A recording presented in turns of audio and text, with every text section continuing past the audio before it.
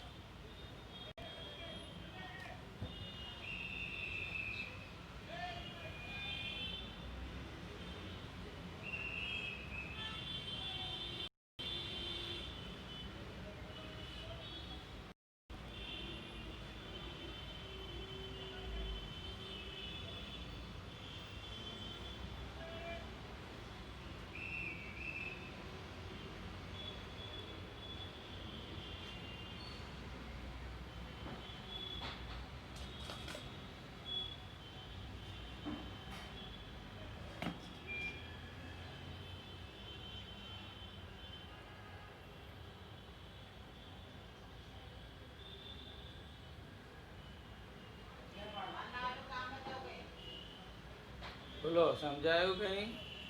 કોઈ કરાવશે?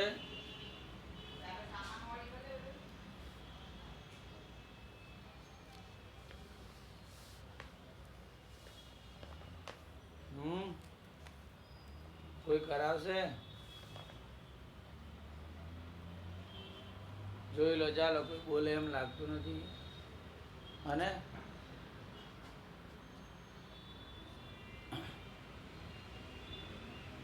શું કહ્યું છે જુઓ, બે વસ્તુ આપી છે. આ EF સમાંતર GH, EF સમાંતર GH અને EG બરાબર FH. આ બે સરખી છે અને આ બે સમાંતર છે.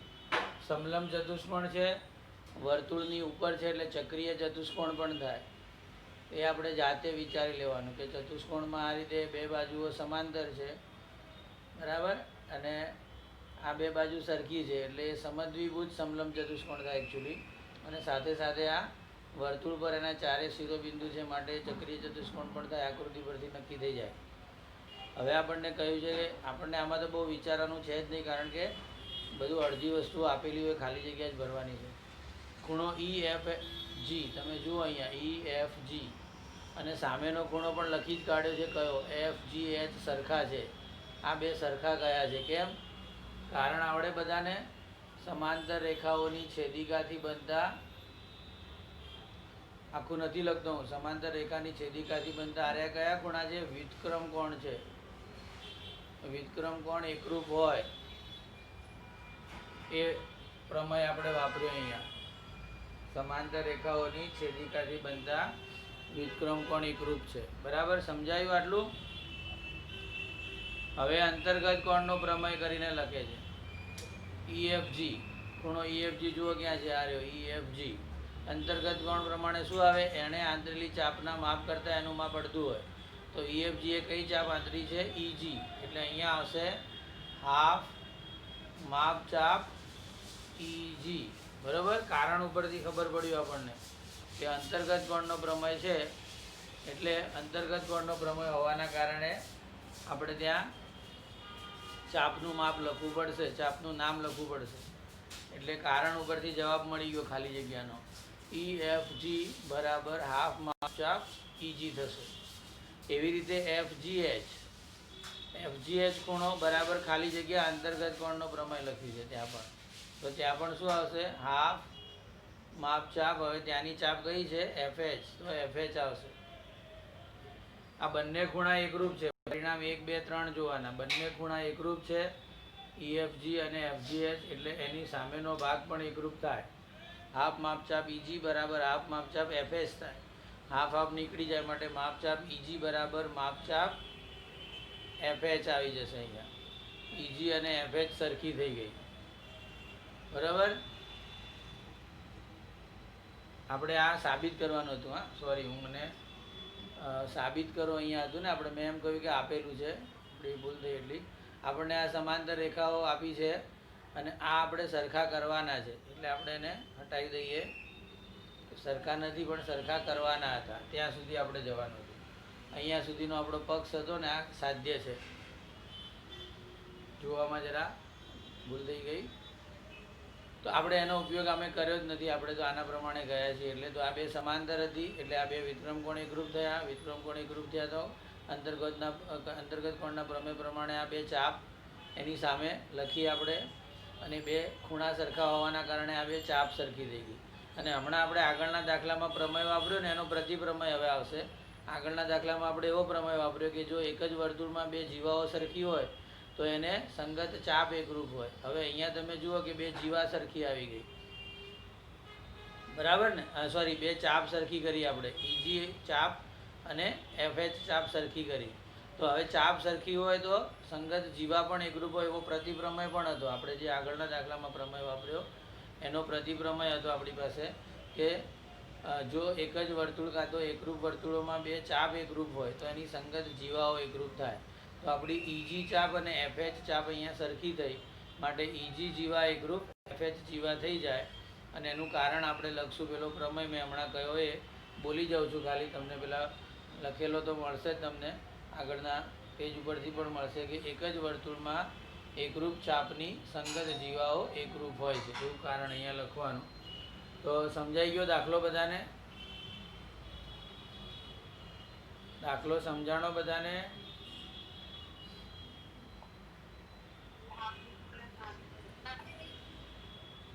ચાલો, બોલ્યા નહીં કંઈ તો આગળ જઈએ, હે ને? 19મો દાખલો જોઈએ હવે.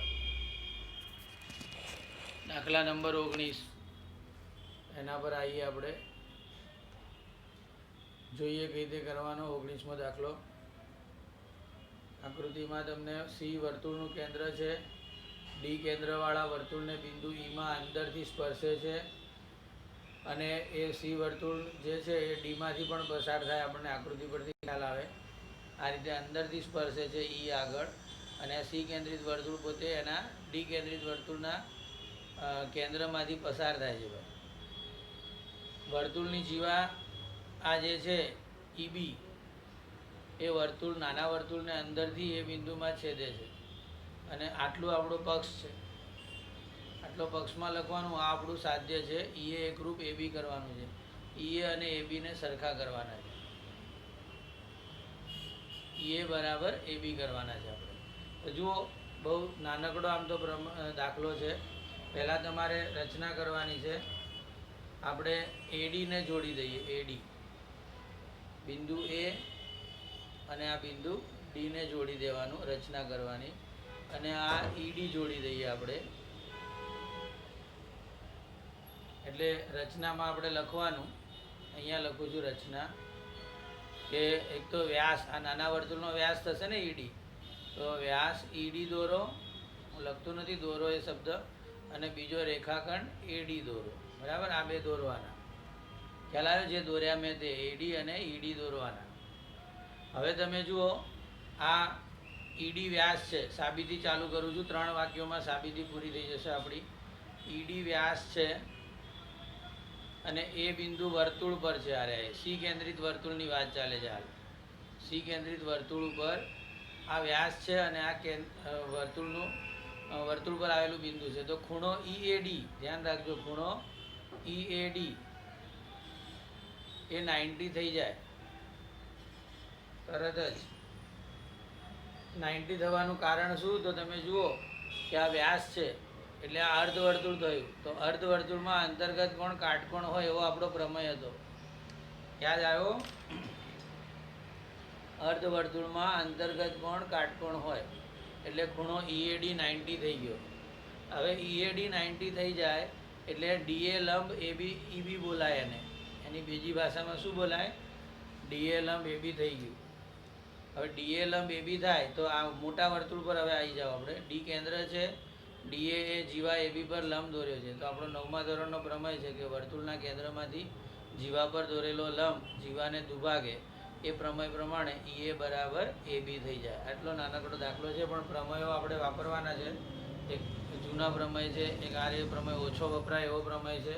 આપણને આટલા દાખલા જોયા આપણે, પણ અર્ધવર્તુળમાં અંતર્ગત કોણ કાટકોણ હોય હજુ સુધી ખાસ આવ્યો નથી એનો ઉપયોગ. એટલે એવો પ્રમેય આપણને જલ્દી યાદ ના રહે. સ્પર્શક ત્રિજ્યા હોય તો એ લંબ થાય આપણને યાદ રહે, કારણ કે વારે ઘડીએ આવ્યો હોય. તો આવા દાખલાઓમાં જરા ધ્યાન રાખવું પડે. એના સ્ટેપ ઓછા છે, પણ પ્રમેયો ઓછા વપરાતા પ્રમેયો વપરાણા છે. એટલે આ દાખલો ક્યારેક આપણને અટવાઈ દે. થોડો સમજીને કરી લેવાનો, આવડી જાય એવો છે. ફરી એકવાર જોઈ લઈએ, ફટાફટ રિવિઝન થઈ જાય એવો. એ ઈડી રેખાખંડ એ વ્યાસ છે, અને એ નાના વર્તુળ સી કેન્દ્રિત વર્તુળના ઉપર આવેલું છે. એટલે ખૂણો ઈએડી અર્ધવર્તુળમાં અંતર્ગત કોણ કાટકોણ હોય એ પ્રમેયથી 90 થઈ જાય. હવે ઈએડી 90 થાય એનો અર્થ કે એડી લંબ એબી થઈ ગયું કહેવાય. તો ડી કેન્દ્રિત વર્તુળમાં વિચારીએ તો આ ડીએ લંબ જીવા એબી થઈ ગયું. ઈબી જીવા પર દોરેલો લંબ, કેન્દ્રમાંથી જીવા પર દોરેલો લંબ જીવાને દુભાગે. એ પ્રમેય પ્રમાણે ઈએ બરાબર એબી થઈ જાય. આપણી સાધ્ય અહીંયા મળી ગયો. હવે જોઈએ 20મો દાખલો. એ પણ કૃતિ પ્રકારનો દાખલો છે. એક દાખલો જોઈ લઈએ, આટલો થઈ જશે. આપણો સમય છે આપણી પાસે. તમે કરતા હો તો 2 મિનિટ આપું તમને, સમય ના બગાડો તો.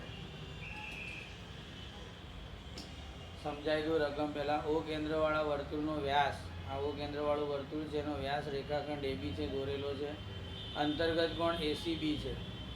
એનો દુભાજક વર્તુળને ડી બિંદુમાં છેદે છે અને એડી બરાબર બીડી, એડી અને બીડી સરખા છે એવું તમારે સાબિત કરવાનું છે. આ આપણું સાધ્ય છે, બરાબર. અહીંયા સુધીનો પક્ષ છે આપણો. એડી અને બીડી સરખા કરવાના એ આપણું સાધ્ય છે. એના માટે ખાલી જગ્યાઓ જ ભરવાની છે. તો સૌથી પહેલાં આપણે ઓડી રેખાખંડ દોરે એમ કહ્યું છે, બરાબર. બાકીના આપણે દોરી દઈએ બીડી અને એડી, જેથી આપણને સમજમાં રહે, કારણ કે એના સિવાય સમજાશે નહીં આપણને દાખલો. એટલે હું અહીંયા દોરી દઉં છું. રચનામાં નથી લખ્યું પણ આપણે દોરી દઈએ. એડી રેખાખંડ અને બીડી દોરી દીધા, જેને આપણે સરખા બતાડવા છે, સમજાય એટલા માટે.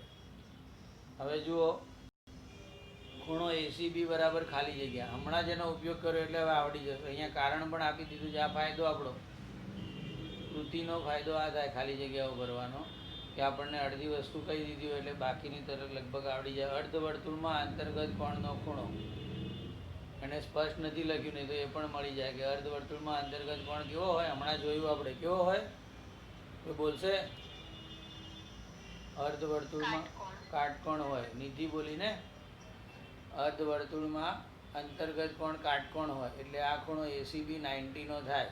હમણાં જ આપણે એનો યુઝ કર્યો એટલે આ 90 થઈ ગયું. એટલે ખૂણો ડીસીબી, ડીસીબી કેટલાનો થાય? ખૂણો ડીસીબી અહીંયા લખ્યું છે, અહીંયા પણ વાક્ય છે કે અંતર્ગત કોણ એસીબીનો દુભાજક વર્તુળને ડી બિંદુમાં છેદે છે. એટલે કે રેખાખંડ સીડી એ આ ખૂણા એસીબીનો દુભાજક છે. દુભાજક શું કરે? એના અડધા ભાગ કરે. પણ જે તીર્થ, તો તીર્થભાઈ, હા, શું બાજુ વગાડતો હતો કે ભલા તીર્થ? ખૂણો ડીસીબી કેટલાનો થઈ જશે? 45 થશે. અડધો દુભાજક છે ને, આ 90 છે, તો આ બંને ખૂણા કેટલાના થઈ જશે? 45 ના. ડીસીબી આર્યો એસીડી પણ 45 થઈ જાય. હવે માપચાપ ડીબી, માપચાપ ડીબી આને કહેવાય. તો આ જે ડીસીબી ખૂણો ઉપર ગયો, અહીંયા આપણે વધારાનું વાક્ય લખશું, ખૂણો ડીસીબી બરાબર હાફ માપચાપ ડીબી થાય. એ સ્ટેટમેન્ટ અહીંયા નથી, ડાયરેક્ટ લખ્યું છે, જાતે સમજવાનું. ખૂણા ડીસીબીનું માપ અંતર્ગત કોણના પ્રમેય પ્રમાણે એને આંતરલી ચાપ ડીબી કરતાં અડધું થાય. એટલે આ 45 છે. પેલા બે અહીંયા આવી જાય, બરાબર માપચાપ ડીબી. આ બે સ્ટેપ આપણે જાતે સમજવા પડે. અહીંયા ડીબીનું માપ એટલા માટે 90 થશે. સમજ પડી કે તે 90 આવ્યું? 45 ગુણ્યા 2 થયા. આ ખૂણાનું માપ 45 થયું, માટે એણે આંતરલી ચાપનું માપ 90 થાય. એટલા માટે 90 લખ્યા આપણે. ગણતરી બતાડવાની નથી. સમજણ પડી હોય તો તમે ડાયરેક્ટ લખી શકો. અહીંયા કૃતિમાં જેટલા સ્ટેપ છે એટલા કરો તો ચાલે. બાકીના સ્ટેપ રફમાં કરવા પડે, ના સમજાય તો. હવે ખૂણો ડીઓબી, ખૂણો ડીઓબીનું માપ હવે આના પરથી 90 થઈ જશે, કારણ કે હવે વ્યાખ્યા આવી ગઈ. ચાપના માપની વ્યાખ્યા અહીંયા શબ્દ છે, જુઓ. આ ચાપ છે, એનું માપ 90 લખ્યું આપણે, માટે એનું કેન્દ્ર આગળનો ખૂણો પણ 90 થાય. બરાબર. તો ખૂણો ડીઓબી 90નો થઈ ગયો. ખૂણો ડીઓબી 90 થાય તો ખૂણો એઓડી પણ 90 થાય ને. આ વ્યાસ છે, એક સળંગ રેખા છે, એ આપણને પહેલાં કહી દીધેલું છે કે રેખાખંડ એબી વ્યાસ છે અને આ 90નો એંગલ થયો ઓડી સાથે, માટે બાકીનો સુરેખ ખૂણાની જોડ પ્રમાણે બાકીનો ખૂણો 90 થાય. તો આનું માપ પણ 90, આનું માપ પણ 90. એટલે આ બંને ચાપના માપ કેવા થઈ ગયા? સરખા. એટલે એડી ચાપ અને બીડી ચાપ સરખી થઈ જાય. એ રીતે થાય ને. એડી ચાપ અને બીડી ચાપ સરખી થાય આપણને, અને એ ચાપ સરખી થાય તો આપણે બુક પ્રમાણે જઈએ. હું મારી રીતે કહ્યું, માટે એની જીવા પણ સરખી થઈ જાય, સંગત જીવા. બુકમાં શું લખ્યું છે? OA બરાબર OB, OA બરાબર OB. આ એના ત્રિજ્યાઓ થઈ, એટલા માટે અહીંયા કારણ લખશું, એક જ વર્તુળની ત્રિજ્યા. OA બરાબર OB. ઓડી, ઓડી એ રેખાખંડ એબીની ખાલી જગ્યા રેખા છે. 1 અને 2 પરથી લખવાનું તમારે. કેવી રેખા છે? રેખાખંડ ઓડીએ, રેખાખંડ ઓડીએ રેખાખંડ એબીની ખાલી જગ્યા રેખા થાય. શું થાય? અહીંયા તમે 90 સાબિત કર્યું. આ બે વાક્ય પરથી લખવાનું છે તમારે, આ અને આ 1 અને 2 પરથી લખવાનું છે. તો તમે જુઓ 90નો ખૂણો થયો અને આ OA બરાબર OB થયું. એટલે આવી રીતે રેખાખંડ છે, આ રેખા આવી રીતે પાસ થાય છે, જે 90નો એંગલ બનાવે ને આ બે બાજુ સરખી થાય. એટલે કે આ મધ્ય બિંદુ છે અને 90માંથી પસાર થાય તે લંબ દુભાજક રેખા છે. અહીંયા શું શબ્દ આવશે? ત્યાં કયો શબ્દ આવશે અહીંયા? હા, રેખાખંડ ODA રેખાખંડ AB ની અહીંયા હું નીચે લખું છું લંબ દુભાજક રેખા છે. તમને સમજ પડી કઈ રીતે થયું? 90 સાબિત થયું એટલે લંબ થઈ ગયું અને સરખી બાજુઓ છે ત્રિજ્યાના કારણે એટલે દુભાજક થઈ ગયો. તો લંબ દુભાજક પર આવેલું દરેક બિંદુ જે છે આ લંબ દુભાજક રેખા થઈ ગઈ. રેખાખંડ AB ના લંબ દુભાજક પર આવેલું દરેક બિંદુ A અને B થી સરખા અંતરે હોય. આપણે આગળ આનો ઉપયોગ કરેલો છે અને આપણે લીધેલું છે ત્રીજું ચેપ્ટર જ્યારે શરૂઆત કરી હતી ત્યારે. 1 બિંદુ 2 બિંદુ અને 3 બિંદુમાંથી પસાર થતા વર્તુળોની વાત કરી જ્યારે પેજ નંબર 48 ઉપર, ત્યારે આ વાત કરી હતી આપણે લંબ દુભાજકની. એટલે આના પર આવેલું દરેક બિંદુ, આ રેખા પર આવેલું દરેક બિંદુ આ બે બિંદુથી સરખા અંતરે હોય માટે AD બરાબર BD થાય. એ આપણે આ પ્રમાણે લખી દેવાનું કે આખું વાક્ય આવશે રેખાખંડના લંબ દુભાજક પર આવેલું, રેખાખંડના લંબ દુભાજક પર આવેલું દરેક બિંદુ તે રેખાખંડના અંતિમ બિંદુઓથી સમાન અંતરે હોય. હું લખતો નથી, બોલી ગયો. રેખાખંડના અહીંયાથી વાત કરીએ તો રેખાખંડના લંબ દુભાજક પર આવેલું દરેક બિંદુ, અહીંયા D બિંદુ આવેલું છે, તો આ બે બિંદુથી સરખા અંતરે હોય માટે AD બરાબર BD થયું. હું તમને અહીંયાથી અલગ રસ્તો ગયો હતો, આટલાથી હું અલગ રીતે કહેતો હતો. આટલા 3 સ્ટેપ આપણે એ સમજી લઈએ ફરીથી. દાખલો પૂરો થઈ ગયો. આ એ રીતે જવું હોય તો એવું થાય કે આ 90 થયો એટલે આ ખૂણો પણ 90 થઈ ગયો, બરાબર. બંને ખૂણા 90 ના થયા એટલે આ જે ચાપ છે AD ચાપ એનું માપ પણ 90 થયું. મતલબ AD ચાપ અને BD ચાપ સરખી થઈ ગઈ. આ સીધો રસ્તો હતો આપણો. આ બધું કરવું ના પડે લંબ દુભાજકને એવું. જુઓ દાખલાઓ ઘણી રીતે સાબિત થઈ જાય. એવું નથી કે આપણને જે રીતે સાબિત કરો એ રીતે થાય. તમારો તર્ક સાચો હોય, પ્રમેયો બરાબર યુઝ કરો અને તમારી રીતે તમે સાબિત કરી શકો. તર્કની રીતે સાચું હોવું જોઈએ, તમે રીત એમાં અલગ અલગ લઈ શકો. તો મેં એટલા માટે અહીંથી અલગ રીત બતાડી તમને કે આ 90 થયું એટલે બાજુવાળો સૂર્યખૂણાની જોડ થાય એ પણ 90 થાય. એટલે આ ચાપ AD 90 થઈ ગઈ અને ચાપ BD 90 થઈ ગઈ. તો બે ચાપ એકરૂપ થઈ ગઈ માટે એની સંગત જીવા પણ એકરૂપ થાય માટે AD બરાબર BD એવી રીતે પણ લખી શકાય. તો આ રીતે આપણો અહીંયા દાખલો 20મો પૂરો થયો. ખબર પડી બધાને? બંને રીત જોઈ લો બરાબર ધ્યાનથી, બરાબર ને? એક વખત ફરીથી જોઈ લો. તમારી પાસે ગણેલો દાખલો હોય તો એમાં જુઓ બરાબર છે કે નહીં એ.